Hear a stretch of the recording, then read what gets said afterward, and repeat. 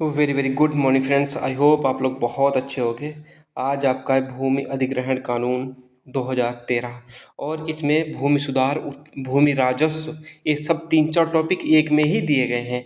तो मैंने क्या रखा, देखो उत्तर प्रदेश में राजस्व या भू राजस्व मैंने पहले ही करवा दिया है, ठीक है।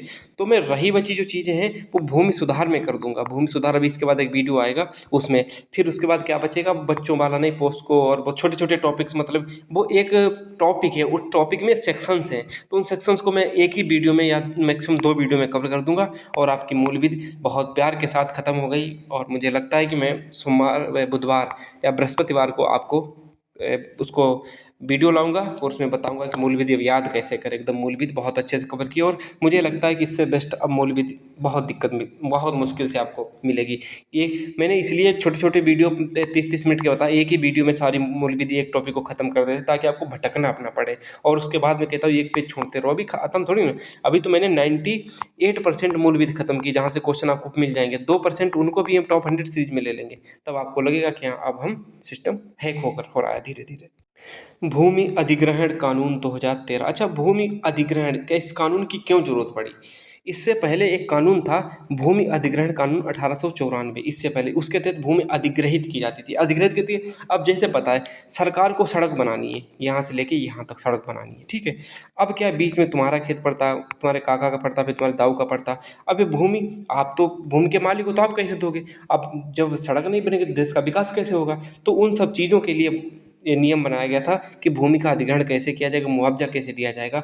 और इस अधिनियम का पूरा नाम है भूमि अर्जन। अर्जन का मतलब अधिग्रहण, पुनर्वासन, पुनर्व्यवस्थापन में उचित प्रतिकर। प्रतिकर मतलब मुआवजा। प्रतिकर कहीं पे भी लिखे तो आप उसको मुआवजा मानना।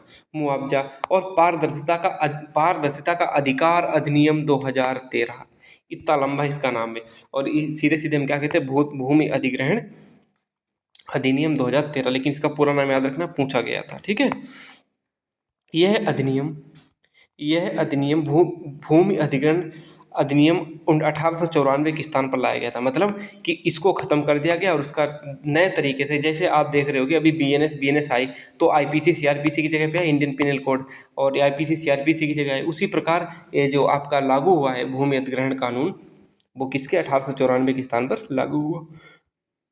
इसका विस्तार कहाँ है, संपूर्ण भारत पर है, पूरे भारत पर है। कहीं भी भूमि अधिग्रहण मतलब कि सरकार को सार्वजनिक उपयोग के लिए जो भूमि की जरूरत पड़ती है तो उसे अधिग्रहण करती है और उसे भूमि अधिग्रहण कानून के तहत करती है। संपूर्ण भारत पर इसका पारित कब हुआ था, 26 सितंबर 2013 को। लागू कब हुआ, 1 जनवरी 2014 को। इसमें कुल अध्याय 13। इसमें धाराएं कितनी, 114। इसमें क्या है, अनुसूचियाँ कितनी, 4 अनुसूचियाँ हैं। इसका संक्षिप्त, अब देखो धारा एक में संक्षिप्त नाम विस्तार पर प्रारंभ दिया गया। सार्वजनिक प्रयोजन के लिए धारा एक का नहीं है, ये अलग से पॉइंट है। एक पॉइंट एक में इतना ही रखना कि एक में दिया गया। अब ये पॉइंट अलग से आपका क्या है, सार्वजनिक प्रयोजन के लिए किसी व्यक्ति की निजी संपत्ति का अध्ययन करने के लिए सरकार के अधिकार को अधिग्रहण का अधिकार कहते हैं, अर्जन का अधिकार कहते हैं, अधिग्रहण का अधिकार कहते हैं, ठीक है। इसको याद रखना चाहिए, अधिग्रहण, अभिग्रहण नहीं, यहाँ पे क्या, अधिग्रहण। आपको याद रखना यार, इतना तो आप समझ सकते हो चीज़ों की, इतनी बड़ी उन्हें टाइपिंग करवाते हैं। और अधिग्रहण ही होता है यहाँ पे, ठीक है। अधिग्रहण करती है सरकार। निजी संपत्ति, आपका खेत हो सकता है, आपकी कोई बाग हो सकता है, आपका कुछ भी हो सकता है निजी संपत्ति के अंतर्गत, लेकिन वो स्थावर संपत्ति होगी, ठीक है। स्थावर मतलब जो मतलब अचल संपत्ति जो चल नहीं सकती, खेत में ही आएंगे, उसमें खेत घर मकान कुछ भी हो सकता है, तो उस किसको भूमि अधिग्रहण कानून कहा जाएगा। जो 2013 अधिग्रहण कानून था उसमें संशोधन या नवीनतम परिवर्तन कब किया गया था, 2020 में उससे संशोधित किया जा चुका है, ठीक है। आगे चलते हैं।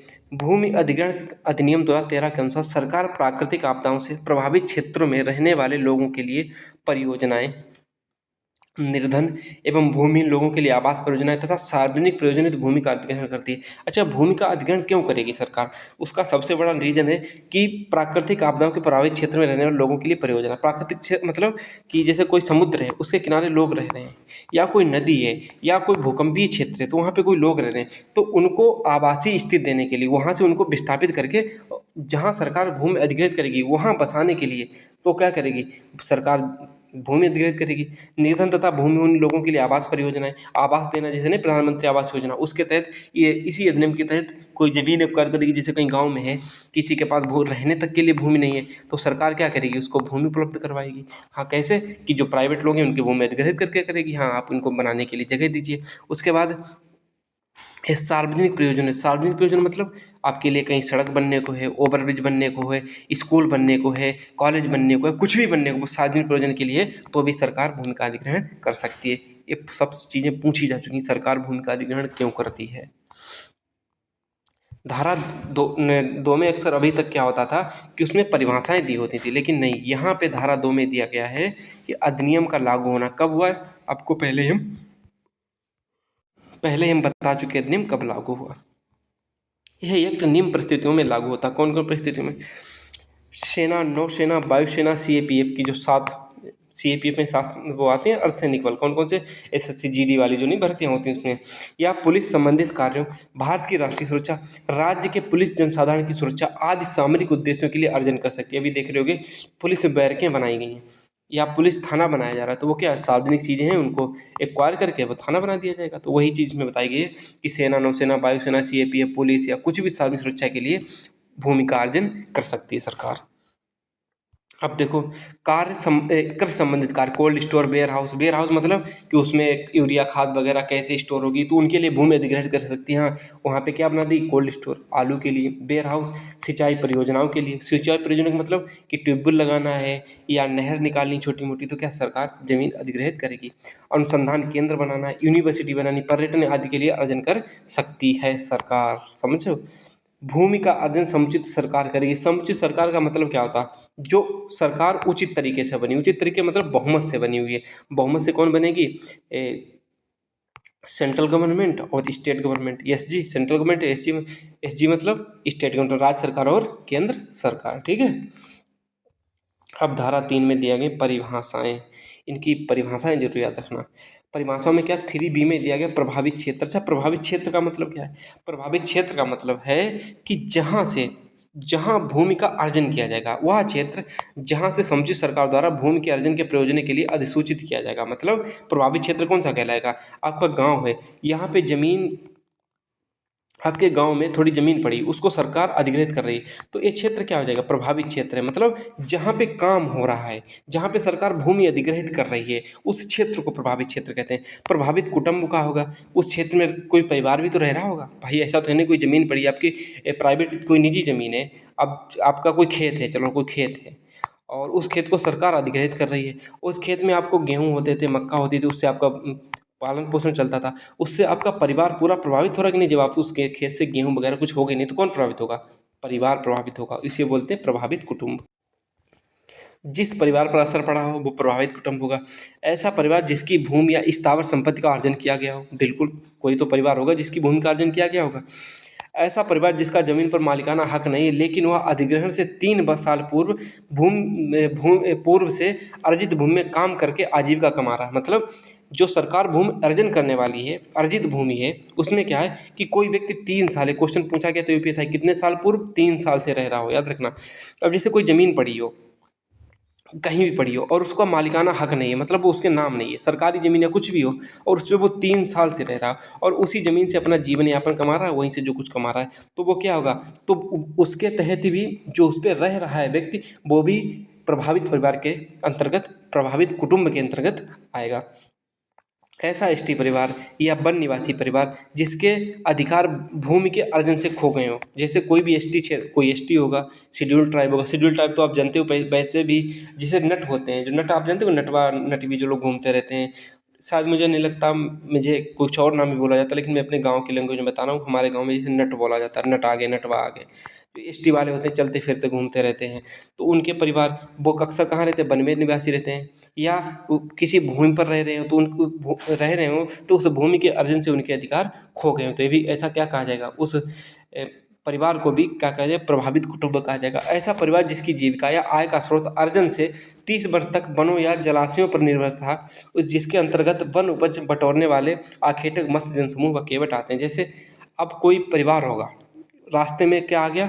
कोई वन है, कोई भी परिवार है वन में रह रहा हो, या किसी जलाशय के किनारे मछलियों, जैसे जलाशय भी तो आ सकता है भू अर्जन के संबंध में, बिल्कुल आ सकता है, उससे मछलियाँ निकाल के उनको बेचता हो। इसी के अंतर्गत उपज बटोरने वाले, वन उपज बटोरने वाले, वन उपज का मतलब वन में बहुत सारी कंदमूल फल वगैरह बहुत सारी चीज़ें होती हैं, इतने होते हैं वन में बटोर के उनको बेचते थे।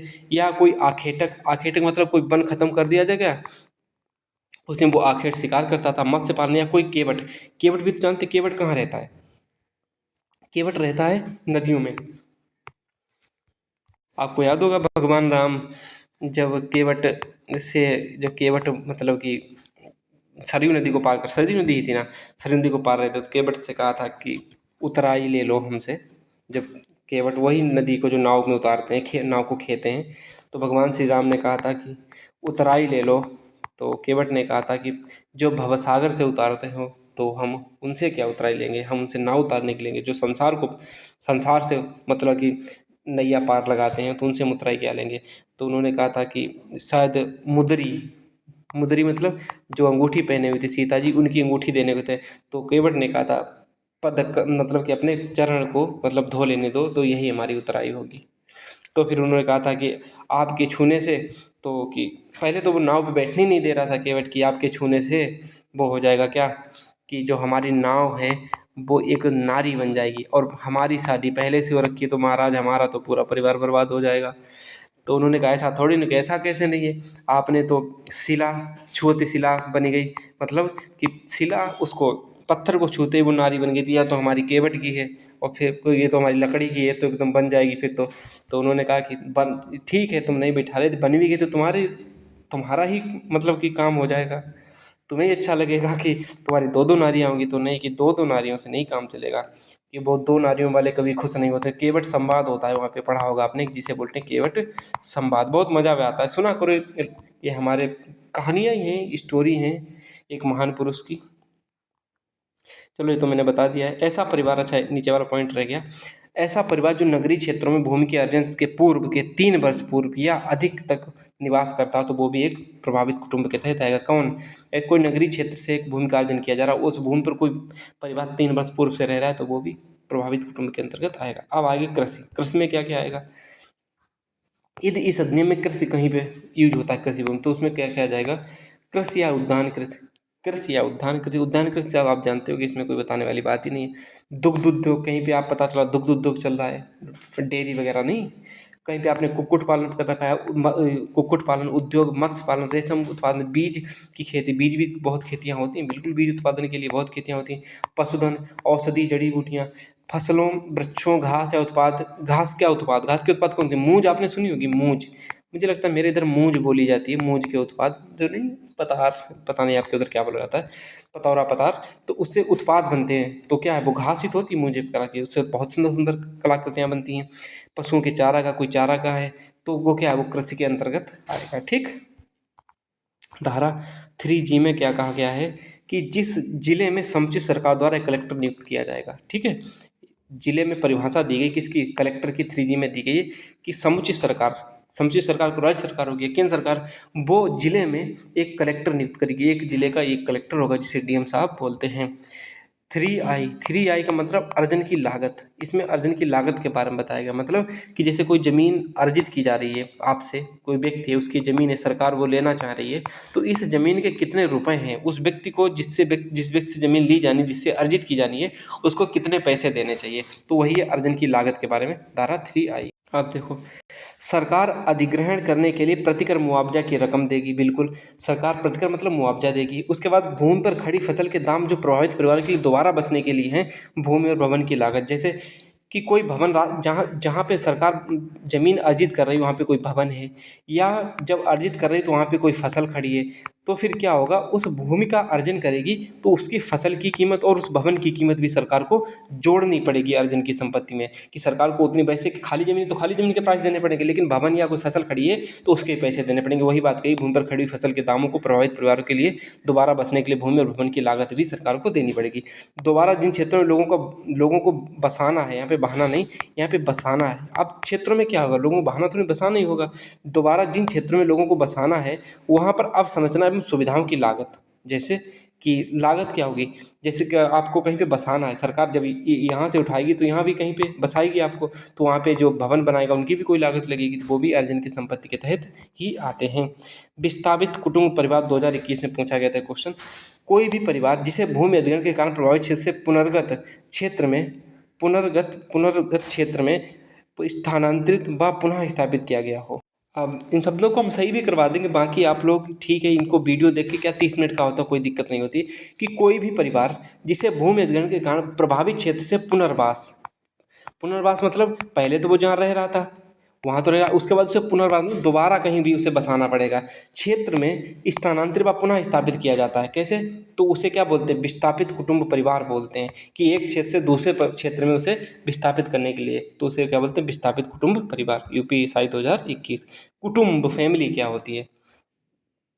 कोई व्यक्ति या उसकी पत्नी, अवयस्क संतान, अवयस्क भाई बहन परिवार माना जाएगा। ठीक है, परिवार के अंतर्गत एक हस्बैंड होगा, उसकी पत्नी होगी, उसके अवयस्क बच्चे, उसके अवयस्क भाई बहन भी परिवार के अंतर्गत आएंगे। विधवाओं या विवाह विच्छित मतलब जो जिन्होंने तलाक ले लिया उन्हीं को विवाह विच्छित बोलते हैं। विच्छित तलाक या कुटुंब द्वारा अध्यापित स्त्रियों को अवित्याजित मतलब किसी आदमी ने किसी स्त्री को छोड़ दिया, स्त्री को पृथक कुटुंब में नहीं माना जाएगा, पृथक कुटुंब में नहीं माना जाएगा। ठीक है, जो भी स्त्रियां परिवार पृथक हैं, जो भी अलग हो चुकी हैं, तो उन्हें कुटुंब के अंतर्गत नहीं माना जाएगा। यहाँ पे क्या है? सीमांत किसान, ये धारा 3(3) कहते हैं, धारा 2 बार लिख गया है। तो सीमांत किसान क्या होते हैं? सीमांत किसान वह किसान जिसके पास 1 एकड़ असिंचित भूमि, असिंचित भूमि मतलब कि जिसपे कुछ हो नहीं रहा हो, कोई असिंचित मतलब जिसपे कोई फसल नहीं हो रही हो, तो वही एक असिंचित भूमि होती है। तथा या जिस किसान के पास आधा एकड़ सिंचित भूमि हो, तो उसे क्या माना जाएगा? सीमांत किसान माना जाएगा। लघु किसान किसे माना जाएगा? लघु किसान जो धारा 3(ZE) में दिया गया, लघु किसान जिस किसान के पास 2 एकड़ असिंचित भूमि मतलब जहाँ पे फसल नहीं हो रही, या 1 एकड़ सिंचित भूमि, उसे क्या कहा जाएगा? लघु किसान कहा जाएगा। अब कोई भूमि अर्जित करनी है तो उस भूमि का अन्वेषण मतलब उसकी जांच होनी चाहिए, उसकी खोज होनी चाहिए, क्या ये भूमि इस लायक है या नहीं है, तो उसके अन्वेषण करने की क्या है? या सामाजिक समाघात निर्धारण अध्ययन तैयार किया जाना, अन्वेषण किस प्रकार का होगा। अब देखो यहाँ पे अन्वेषण किस प्रकार से होगा वो अलग से हेडलाइन नीचे दी गई है। अर्जन के लिए भूमि का अन्वेषण या फिर सामाजिक समाघात निर्धारण अध्ययन तैयार किया जाना। सामाजिक समाघात मतलब कि समाज को तो कोई दिक्कत नहीं हो रही इस भूमि के अर्जन से, समाज पे कोई बहुत ज़्यादा बुरा इफेक्ट तो नहीं पड़ रहा है, इसलिए उस भूमि का अन्वेषण किया जाएगा। मतलब कि सरकार जिस भूमि का अधिग्रहण करना चाहती है उस क्षेत्र की पंचायत, नगर पालिका या नगर निगम से सलाह लेगी। क्या सलाह लेगी? क्या इस भूमि को अर्जित किया जाना चाहिए, क्या इस भूमि के अर्जित करने से बहुत ज़्यादा बड़ा इफेक्ट तो नहीं समाज पे पड़ रहा है, इसीलिए सामाजिक समाघात के लिए निर्धारण अध्ययन तैयार किया जाता। धारा 4 के तहत सरकार एक तारीख, फिर क्या है वो रिपोर्ट दे देगा, कौन? नगर निगम फिर एक रिपोर्ट दे देगा, हाँ इस जमीन को अर्जित किया जा सकता है। फिर क्या करेगी सरकार? एक तारीख पक्की करके अध्ययन कराएगी। ठीक है, उसके बाद अध्ययन कराएगी तथा इस अवधि की प्रारंभ होने की तिथि से 6 माह तक में पूरी करनी। जैसे सरकार ने निश्चित कर दिया कि 1 जनवरी से आपकी भूमि का अध्ययन किया जाएगा, इस वाली भूमि का हाँ इस लायक है या नहीं। फिर 1 जनवरी से लेके आपका 30 जून तक आपकी से पहले पहले आपको रिपोर्ट देनी पड़ेगी, जिससे भी उस जमीन का जांच करवाएगी सरकार। अध्ययन के उद्देश्य क्या क्या होंगे? उस अध्ययन के जो अन्वेषण होगा, अध्ययन अन्वेषण, उसमें उद्देश्य क्या होंगे? भूमि का प्रयोग लोक प्रयोजन के लिए है या नहीं, मतलब क्या ये भूमि लोक प्रयोजन लायक है या नहीं। जैसे कि पता चला कि एक फैक्ट्री खुलवा दी सरकार ने और चारों तरफ गांव घर के लोग रहते हैं और फिर रात में सो नहीं पाते हैं, तो क्या होगा? इससे दिक्कत होगी। तो ये चीज़ देखी जाएगी कि लोक प्रयोजन के लिए है या नहीं। प्रभावित कुटुंब, विस्थापित कुटुंब की संख्या कितनी? ऐसा तो नहीं बहुत ज़्यादा संख्या है जिसकी वजह से विस्थापन, पूरा गांव विस्थापित करना पड़ रहा है, तो ज़्यादा बहुत बड़ी संख्या भी नहीं होनी चाहिए। कितनी संपत्ति अधिग्रहण से प्रभावित होगी? जो अधिग्रहण किया जा रहा है जिस जमीन का, उससे कितनी संपत्ति, संपत्ति का मतलब कितने घर गिराने पड़ेंगे, या कोई फसल है या कुछ भी हो। अब जैसे जमीन तो खाली तो पड़ी नहीं होगी, कुछ ना कुछ तो काम दे ही रही होगी, तो उस पर कितनी संपत्ति प्रभावित हो रही है। अध्ययन की रिपोर्ट की प्रतिलिपि मतलब कॉपी स्थानीय भाषा में जो फिर अध्ययन हो जाएगा, जिससे रिपोर्ट तैयार कर ली जाएगी कि हाँ ये जमीन देने लायक है या नहीं है, तो उस प्रतिलिपि की स्थानीय भाषा में पंचायत, ग्राम पंचायत गांव में होती, बिल्कुल होती, डीएम ऑफिस का होता है, तहसील, नगर निगम के कार्यालयों में उपलब्ध करवाया जाएगा। इसलिए उपलब्ध करवाया जाएगा कि हाँ अब गांव वालों भी आप लोग देख लीजिएगा क्या यह अध्ययन जो अन्वेषण हुआ है क्या सही हुआ है या गलत हुआ है। फिर सरकार इन रिपोर्ट को सरकारी वेबसाइट पर भी उपलब्ध कराएगी। बहुत से लोग होंगे वो सरकारी वेबसाइट पर इसको देख लेंगे। तो अध्ययन की रिपोर्ट की जांच विशेषज्ञों द्वारा करवाई जाएगी। फिर उसके बाद में इस रिपोर्ट की जांच बहुत विशेषज्ञ जो इस क्षेत्र के होंगे उस जमीन के लिए उनसे भी करवाई जाएगी। क्यों? क्योंकि कोई दिक्कत नहीं होनी चाहिए, ऐसा नहीं बहुत ज़्यादा नुकसान हो जाए भूमि अर्जन के चक्कर में। प्रारंभिक अधिसूचना, अब जैसे पूरा रिपोर्ट तैयार हो गए, फिर क्या है, प्रारंभिक सूचना का प्रकाशन था उस हेतु अधिकारियों की शक्ति। फिर उस प्रारंभिक सूचना का प्रकाशन कैसे होगा, ये सरकार को आवश्यक लगता है, ये सरकार पर डिपेंड करता है कि भूमि का अधिग्रहण किया जाना है तो ब्यौरा सहित भूमि के अधिग्रहण की सूचना दैनिक समाचार पत्रों में, जैसे उस अधिग्रहण की जो भूमि अधिग्रहण की जानी उसको बारे में दैनिक समाचार पत्रों में। सरकार का गजट होता है जिसे राजपत्र बोलते हैं। पंचायत, नगर निगम, तहसील, जिला कलेक्टर आदि स्थानीय भाषा में उपलब्ध कराई जाएगी वो रिपोर्ट, ठीक है। और धारा 12 क्या कहती है, भूमि का प्रारंभिक सर्वेक्षण कराने के अधिकारियों की शक्ति। प्रारंभिक, अब क्या होगा, प्रारंभिक सर्वेक्षण भी होगा। पहले तो वो सरकार करवा रही थी अलग तरीके से, लेकिन अब रिपोर्ट के बाद प्रारंभिक सर्वेक्षण होगा। तो भूमि का प्रारंभिक सर्वेक्षण किया जाएगा। भूमि का सर्वे प्रारंभ होने की तारीख से 60 दिन के भीतर भूमि का मालिक अपनी बात अधिकारी के पास रखेगा। जब जैसे कि भूमि का प्रारंभिक सर्वेक्षण शुरू हो गया है तो उस व्यक्ति को भी पता चलेगा जिसकी भूमि है। यदि उस व्यक्ति को कोई दिक्कत है या कोई परेशानी या उसके खिलाफ कोई बात जा रही है तो वो 60 दिन के भीतर भूमि के मालिक का अपनी बात सरकार के वो अधिकारी के पास रखेंगे, देखो हमारे साथ ये लोग गलत कर रहे हैं। धारा 16 क्या कहती है, प्रशासक द्वारा पुनर्वासन पुनर्विस्थापन स्कीम का तैयार किया जाना। मतलब कि जो प्रशासक होगा, प्रशासक एक ही होगा। अब उस जमीन पर रह रहे लोग होंगे, व्यक्ति होंगे, तो उनको विस्थापित भी करना पड़ेगा, बिल्कुल विस्थापन किया जाएगा। तो फिर क्या होगा कि उनके लिए स्कीम तैयार की जाएगी। स्कीम तैयार करने के लिए क्या होगा कि हाँ इतने घर, स्कीम में इसमें क्या होगा कि अच्छा 50 परिवार जा रहे हैं तो 50 परिवारों के लिए 50 घर बनवाने पड़ेंगे, हमें वहाँ पे नाली बनवानी पड़ेगी, सड़क बनवानी पड़ेगी, घर बनवाना पड़ेगा, सब कुछ जो कुछ भी वहाँ पे मूलभूत सुविधाएं होंगी उनको उपलब्ध करवाना पड़ेगा सरकार को, कौन, प्रशासक द्वारा। और फिर क्या है, पुनर्वास पुनर्स्थापन स्कीम का पुनर्विलोकन। फिर जो स्कीम बनाई जाएगी उसका पुनर्विलोकन मतलब दोबारा देखी जाएगी। ऐसा तो नहीं कोई गलती हो गई हो, उसको दोबारा जांच करवाओ, पता चले कि हम गलत जगह पे उस परिवार को स्थापित कर रहे हैं और पता चले आसपास में जंगली जानवर और बहुत सारी चीज़ें हों और रात में पता चला परिवार ही गायब कर दे, इसीलिए पुनर्विलोकन भी उसका किया जाएगा, दोबारा उसे देखा जाएगा। धारा 19 क्या कहती है कि पुनर्वास और पुनर्स्थापना स्कीम की घोषणा और घोषणा का प्रकाशन। मतलब कि जो स्कीम बनाएगी उसकी घोषणा भी की जाएगी। लोगों को बचाने के लिए तो स्कीम बनाई गई थी, फिर उसकी घोषणा की जाएगी। ऐसा नहीं देखो लोगों को स्कीम पसंद आएगी नहीं, पता चले हमें तो पसंद आ रही, लोगों को नहीं पसंद आ रही, तो इसलिए उसका प्रकाशन भी करवाया जाएगा। फिर लोग जिनको नहीं पसंद आएगी वो अधिकारी को अपनी शिकायत बताएंगे, इसमें ये कमी है। फिर क्या, धारा 23 क्या कहती है, कलेक्टर द्वारा जांच व अधिग्रहण का आदेश दिया जाना। कलेक्टर हर्जाना व पुनर्वास का दावा करने वाले व्यक्तियों के संबंधित हितों के बारे में जांच आरंभ करेगा तथा अपने हस्ताक्षर सहित निर्णय देगा। कैसे कि कलेक्टर द्वारा जांच व अधिग्रहण का आदेश दिया जाना। फिर ये सब होने के बाद उस भूमि की जांच करवाई जाएगी और फिर जांच करवाने के बाद अधिग्रहण मतलब उस भूमि को अधिग्रहित करने का अधिकार कौन देगा, कलेक्टर देगा। कलेक्टर हर्जाना भी देगा, हर्जाना, ठीक है, मुआवजा जिसे बोलते हैं, हर्जाना देगा जिसकी ज़मीन मतलब अधिग्रहित की जाएगी। और फिर लास्ट में साइन कर देगा और सरकार को कह देगा हाँ ये ज़मीन अधिग्रहित करने लायक है, ठीक।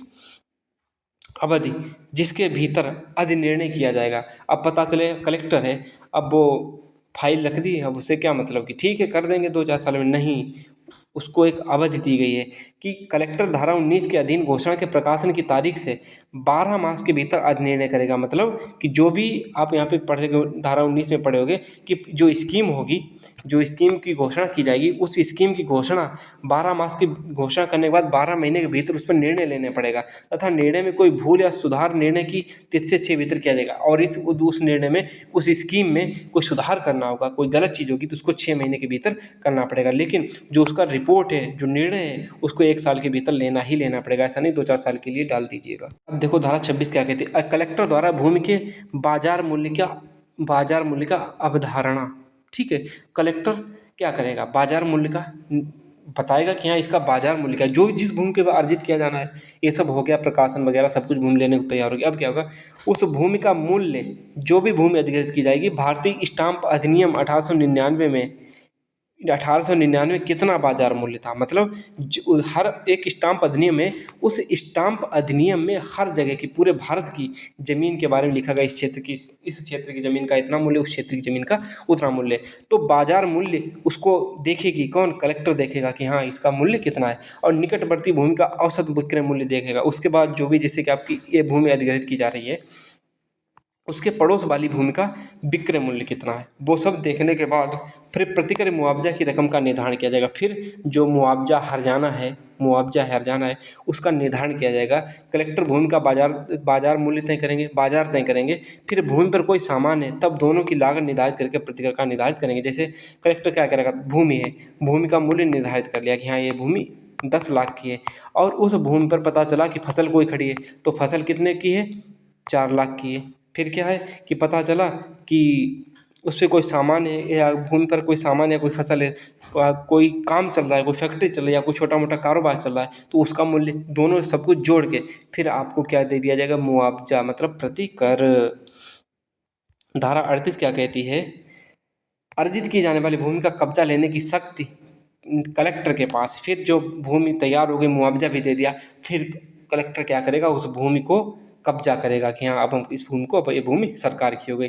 फिर धारा 41 क्या कहता है? एससी व एसटी क्षेत्र में भूमि अर्जन नहीं किया जाएगा। मतलब कि जहाँ पे एससी व एसटी होंगे वहाँ पे भूमि अर्जित नहीं की जाएगी। आप अपनी सड़क मोड़ लीजिएगा, जैसे सीधे हाईवे जा रहा है तो आप इधर ऐसे करके मोड़ लीजिएगा।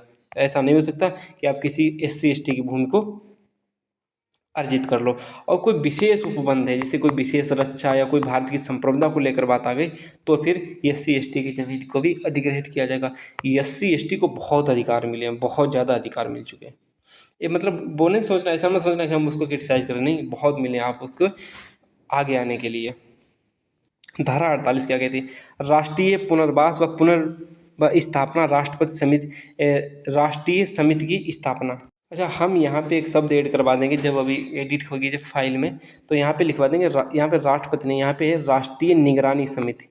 ठीक है, आप भी काट के लिख लेना, नोट्स बना रहे हो। यहाँ पे राष्ट्रीय निगरानी समिति। ठीक है, राष्ट्रीय निगरानी समिति यहाँ पे लिख लेना कि राष्ट्रीय पुनर्वासन और पुनर्स्थापना की राष्ट्रीय निगरानी समिति की स्थापना। यह समिति पुनर्वास के कार्यों व देखभाल में समीक्षा करेगी। समिति का गठन केंद्र सरकार करेगी। जो ये राष्ट्रीय निगरानी समिति होगी, इसकी स्थापना, गठन कौन करेगा? केंद्र सरकार। इसलिए की जाएगी कि जो कार्य हो रहे हैं उनकी देखभाल करे, समीक्षा करे, कोई गड़बड़ी तो नहीं हो रही है, इसलिए इस समिति की स्थापना की जाएगी। राज्य पुनर्वास और पुनर्स्थापना समिति की, पुनर्व्यवस्थापन समिति की स्थापना कौन करेगा? राज्य सरकार। इसे ही राज्य निगरानी समिति कहते हैं, उसे क्या बोलते थे? केंद्र राष्ट्रीय निगरानी समिति। धारा 51 क्या कहती है? भूमि अर्जन पुनर्वास और पुनर्व्यवस्थापन प्राधिकरण की स्थापना। प्राधिकरण, एक ट्रिब्यूनल स्थापित किया जाएगा। क्यों? क्योंकि यहाँ पे आपकी कोई भी समस्या होगी, वाद विवाद होगा, उसको सुलझाया जाएगा। ट्रिब्यूनल क्यों स्थापित किए जाते हैं? इसलिए स्थापित किए जाते हैं कि आपके वाद विवाद को सुलझाया जा सके। ये देखो, ये प्राधिकरण संबंधित विवादों का शीघ्र निपटारा कराने के लिए समुचित सरकार द्वारा स्थापना की जाएगी। समुचित सरकार स्थापना करेगी किसकी? ट्रिब्यूनल की। प्राधिकरण की संरचना। इस प्राधिकरण की संरचना में क्या क्या होगा? इसमें एक व्यक्ति नियुक्त होगा, जिसे क्या बोलेंगे? एक व्यक्ति नियुक्त होगा प्राधिकरण में, सिर्फ एक ही व्यक्ति नियुक्त होगा। यूपीएससी 2021 का क्वेश्चन, कितने व्यक्ति नियुक्त होते हैं? सिर्फ और सिर्फ एक व्यक्ति नियुक्त होगा। और इस व्यक्ति को क्या कहा जाएगा? इस व्यक्ति का नाम होगा पीठासीन अधिकारी। ठीक है, पीठासीन अधिकारी इस व्यक्ति का नाम होगा, जो प्राधिकरण का हेड होगा, जिसे नियुक्त समुचित सरकार करेगी। यह व्यक्ति तभी नियुक्त होगा जब तक वह जिला न्यायाधीश रहा, या फिर 7 वर्ष तक विधि, मतलब वकील रहा, विधि व्यवसाय में कार्य किया हो। ठीक है, पीठासीन अधिकारी, जो है पीठासीन अधिकारी नियुक्त किया जाएगा, इसकी अवधि क्या होगी? ये अपने पद पर 3 वर्ष या 65 वर्ष तक रहेगा, मतलब जो भी पहले हो तो तब तक इस पद पर रहेगा। उच्च न्यायालय को अपील। कोई व्यक्ति प्राधिकरण के निर्णय से संतुष्ट नहीं है, जैसे ट्रिब्यूनल ने अपना निर्णय दे दिया, तो वह हाई कोर्ट में प्राधिकरण के निर्णय से 7 दिन के भीतर, मतलब जो भी निर्णय दे दिया, जैसे 1 जनवरी को दिया, तो आप 28 फरवरी तक उस निर्णय को, या 2 मार्च तक उस निर्णय को कहाँ ले जा सकते हो? हाई कोर्ट ले जा सकते हो, 60 दिन के भीतर। उसके बाद ले गए तो फिर मान्य नहीं होगा। तथा इस अपील का निपटारा, जो ये अपील की जाएगी, इस अपील का निपटारा 6 माह के भीतर किया जाएगा। ठीक है, निपाय नहीं, निपटारा 6 माह के भीतर किया जाएगा। ठीक है।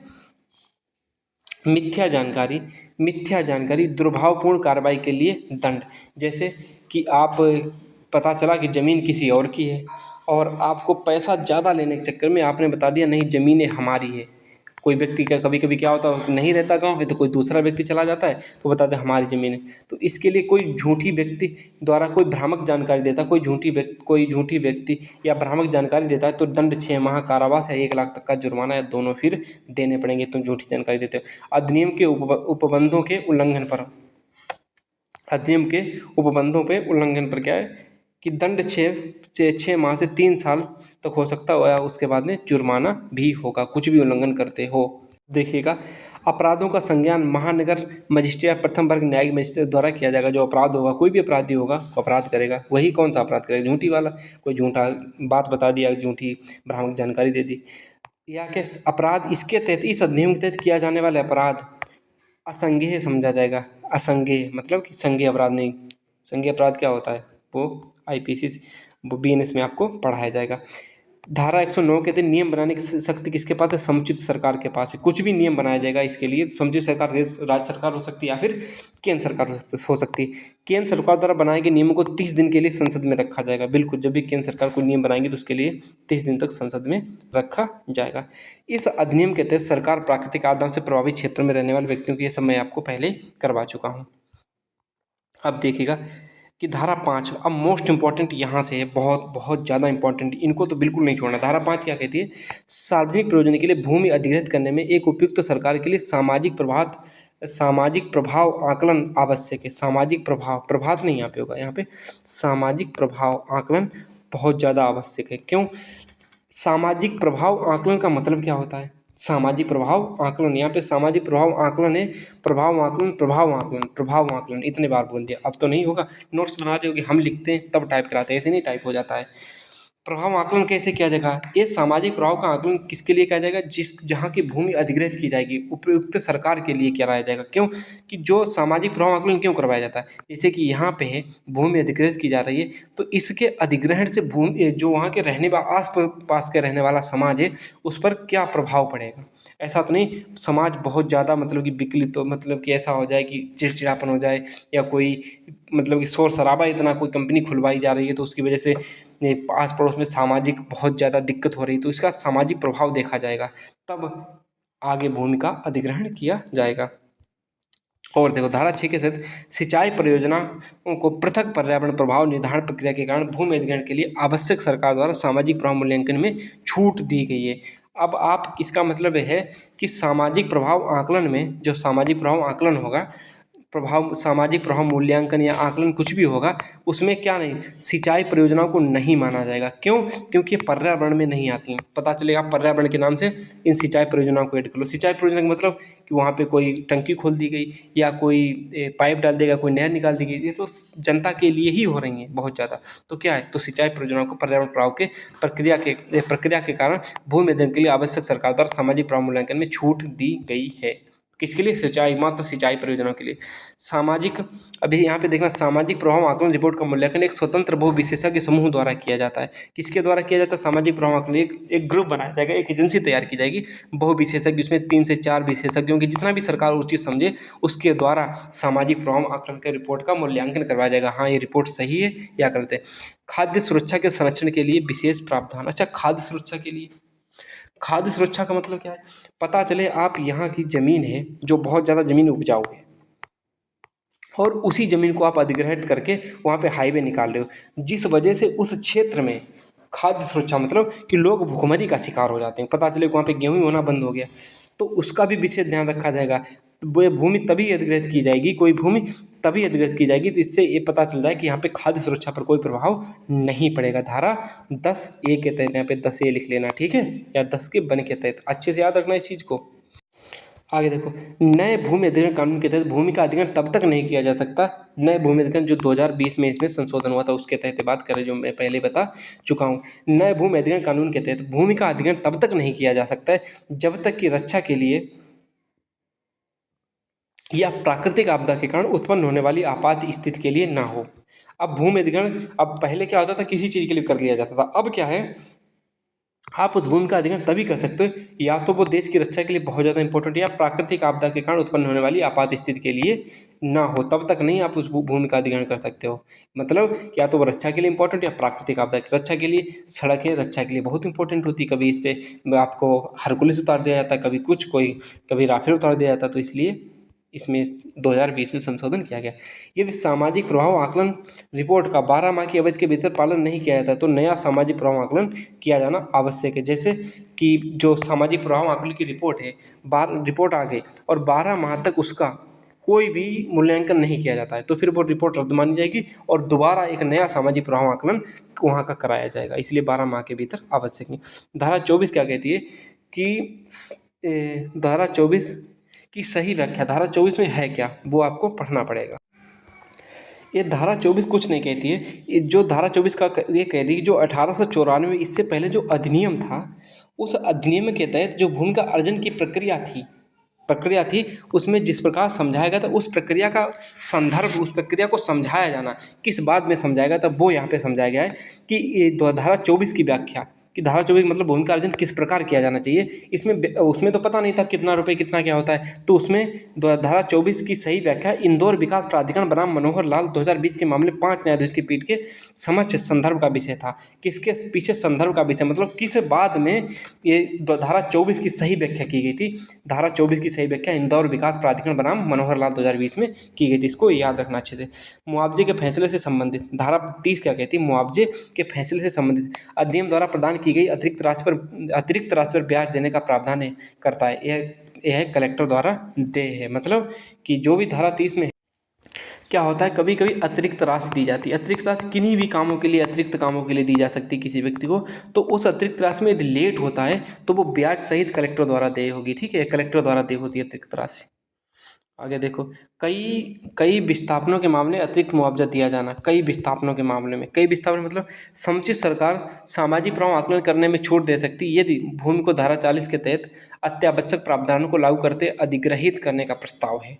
ठीक है, अब एक चीज़ बताओ कि कई विस्थापनों के मामले अतिरिक्त मुआवजा दे सकते, बिल्कुल। जैसे आप यहाँ से विस्थापित किए, फिर आप यहाँ पहुँचे, पता चला यहाँ भी भूमि अधिग्रहित हो रही, फिर आप यहाँ चले, तो आपको 2 बार विस्थापित होना पड़ रहा है, इसके लिए आपको अतिरिक्त मुआवजा दिया जाए। कुछ भी रुपये हो सकता है। समुचित सरकार सामाजिक प्रभाव आकलन करने में छूट दे सकती है, मतलब हाँ, छूट कैसे दे सकती है, यदि समाज पर बुरा प्रभाव पड़ भी रहा है, तो वो प्रभाव पड़ने दो। यदि वो जो जिस भूमि का अर्जन किया जा रहा है वो देश की अखंडता के लिए बहुत इंपॉर्टेंट है, देश की सुरक्षा के लिए ज़मीन बहुत इंपॉर्टेंट है, तो उस ज़मीन का अधिग्रहण कर लिया जाएगा, चाहे समाज में कुछ भी प्रभाव पड़ रहा हो। ठीक है, इसीलिए कहा गया है कि समुचित सरकार द्वारा प्रभाव आकलन करने में छूट दे सकती है यदि भूमि के धारा 40 के तहत अत्यावश्यक प्रावधानों को लागू करते अधिग्रहित करने का प्रस्ताव दिया है। ठीक है, धारा 43 के तहत नियुक्त एक प्राधिकारी को प्रशासक कहा जाएगा। जो भी प्राधिकारी नियुक्त किया जाएगा किसके लिए, काम के लिए, तो उसे क्या कहा जाएगा, उसे प्रशासक कहा जाएगा। क्या कहा जाएगा, प्रशासक की नियुक्ति। अब यहाँ पे देखिएगा, पुनर्वास व पुनर्स्थापना समिति के संयोजक, पुनर्वास और पुनर्स्थापना के लिए एक प्रशासक है। जो भी समिति है उसके लिए एक प्रशासक तैयार होगा तथा इस समिति का अध्यक्ष कौन होगा, अध्यक्षता कौन करेगा, कलेक्टर इस समिति की अध्यक्षता करेंगे। जिलाधीश की संतुष्टि पर पुनर्वास राशि के परिमाणन और जमा करने की अनुमति की जा सकती है। जिलाधीश की संतुष्टि पर मतलब कि जब जिलाधीश, जो जिला न्यायाधीश होगा वो संतुष्ट हो जाएगा, हाँ इस व्यक्ति को इतनी राशि दे देनी चाहिए, फिर उस राशि को, उस व्यक्ति को अनुमति मिल जाएगी, हाँ इस राशि को इतनी दे दिया जाए। राज्य विधानसभा में नगरीय भूमि हक प्रमाण विधेयक 2016 को पारित करने वाला पहला राज्य राजस्थान है। मतलब कि नगरीय भूमि कैसे ली जाएगी, अभी तो क्या था ग्रामीण भूमि, अब नगरीय भूमि के लिए तो 2016 अधिनियम पहला राज्य कौन था, राजस्थान। शहरी क्षेत्र में भूमि अधिग्रहण के दौरान मुआवजे सहित प्रतिपूर्ति राशि और औसत पंजीकृत बिक्री विलेय 2 गुना होगी। मतलब कि सरकार ने मुआवजे की राशि मान लो 2 लाख तैयार की, सब कुछ जांच करने के बाद, फिर उस राशि को 2 गुना कर दिया जाएगा। तब वो राशि आपको, जैसे 5 लाख बनी उसका 2 गुना कितना, 10 लाख, फिर आपको 10 लाख राशि दी जाएगी। और यही काम ग्रामीण क्षेत्रों में हो रहा है, तो वो राशि 2 से 4 गुना के बीच हो सकती है, हो सकता है। जैसे कि ये 2 से 4 गुना का मतलब जैसे 5 लाख राशि है तो हो सकता है वो कि 3 गुना हो जाए तो 15 लाख या 18 लाख या कुछ भी हो जाए। 5 मतलब कि 10 या पाँचों के 20, 10 या 20 लाख के बीच में वो राशि दे दी जाएगी। क्यों? ग्रामीण क्षेत्रों में कितना गुना होता है? 2 से 4 गुना। आप इस चीज़ को समझ रहे होंगे। और भूमि अधिग्रहण कानून पर भारत के विधि आयोग द्वारा 10वीं रिपोर्ट दी गई थी। 10वीं रिपोर्ट कि हाँ ये कानून कैसा काम कर रहा है, ऐसा नहीं गड़बड़ कुछ कर रहा है, तो वो सब सिस्टम है। यह कानून प्रख्यात डोमेन के सिद्धांत पर आधारित है। अच्छा, डोमेन का सिद्धांत आपने कंप्यूटर में भी पढ़ा होगा, आपने फिजिक्स में भी पढ़ा होगा। तो बताओ ये डोमेन का सिद्धांत होता क्या है? क्या है? इसको मैं यहाँ पे हाईलाइट कर देता हूँ। यह जो है कानून प्रख्यात डोमेन के सिद्धांत पर आधारित है। PPP, public private partnership. Public private partnership का मतलब समझे क्या?